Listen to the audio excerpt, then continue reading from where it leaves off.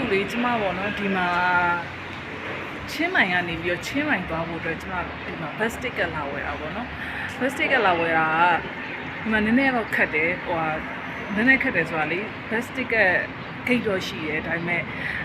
တိတ်ပြီးတော့ဒီမှာလေမပြောပြချင်ကြဘူးပေါ့နော်အဲ့ဒီတော့အခုကျမဒါကိုဗီဒီယိုရိုက်ဖို့ဆုံးဖြတ်လိုက်တယ်ပထမဦးဆုံးဘယ်ကနေပြီးတော့ကျမဘယ်လိုလုပ်လဲဆိုဟိုဆယ်ကနေပြီးတော့ဒီ arcade bus terminal ပေါ့နော်သူကဒီချင်းမိုင် bus terminal 3လို့ပြောတယ်အဲ့ဒီကိုကျမ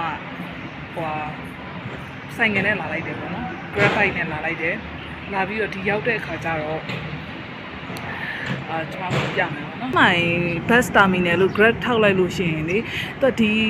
စင်ဝင်အောက်ထိပို့ပေးတယ်ပေါ့နော်။အဲ့စင်ဝင်အောက်ထိပို့ပြီးလို့ရှိရင်ကျမတို့ထဲကိုဝင်လို့ရှိရင်လေဒီမှာ information counter ရှိတယ်။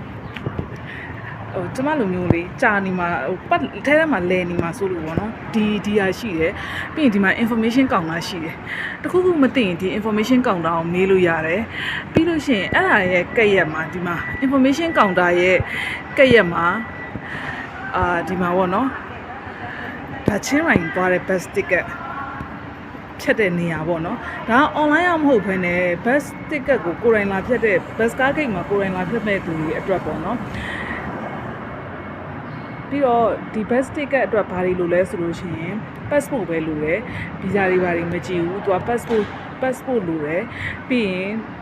bus လက်မှတ်ပေါ့နော်သွားမဲ့ရက်ရဲ့အချိန်ရရွေးလို့ရတယ်သွားမဲ့ရက်ပြောပြီးရင်အချိန်ရွေးလို့ရတယ်အဲ့ဒါပြီးလို့ရှိရင်လက်မှတ်ခက206ဘတ်ပေါ့နော်206ဘတ်ပေးရတယ်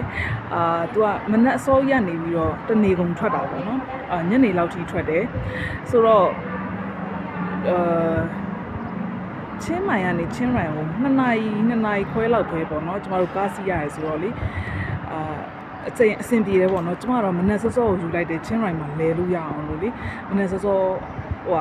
bus ကိုဖြတ်လိုက်တယ်ပေါ့နော်ဒါလေးကတော့ကျွန်မ information ပါတခြားဒီမှာကောင်းတာတွေအများကြီးပဲပေါ့နော်ဒါပေမဲ့လေဘယ်ကောင်မှမေးလို့မရဘူးသူကလေသူနဲ့မသက်ဆိုင်လို့ရှိရင်သူတို့ကဟိုဘက်ထိုးဒီဘက်ထိုးနဲ့နောက်ဆုံး information ကောင်တာကိုထိုးပြတာပေါ့နော်အဲ့ဒါ information ကောင်တာကိုပဲတခုခုသိကျင်တယ်ဆိုလို့ရှိရင်မေးပေါ့နော်ဒီ terminal ထဲမှာ information ကောင်တာရှိတယ်ဟုတ်ကဲ့အဲ့ဒါကျေးဇူးတင်ပါတယ်ဒါကတော့ချင်းမိုင်ကနေချင်းရိုင်ကိုသွားမယ် bus ticket ကိုဒီချင်းမိုင် bus terminal မှာလာဝယ်တဲ့နီးပေါ့နော်ဒီမှာလေကားလာစီးရမှာကြတော့ဒီကယထာကားလက်မှတ်ဖြတ်တဲ့ building ပေါ့နော်အဲ့တော့ကားလာစီးရမှာကြတော့ဒီကနေစီးရမှာမဟုတ်ဘူး terminal 3ကနေစီးရမှာပေါ့နော်ချင်းရိုင်ကိုလေ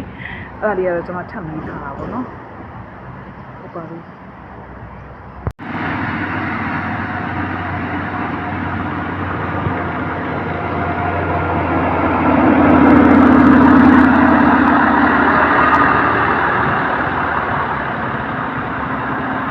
ကျမတို့ကားလာစီးရမယ့်နေရာတာမီနယ်3ပေါ့နော်စောနာဘေးဒင်နဲ့မျက်စောင်းတို့ပဲဒီတာမီနယ်3ရလေ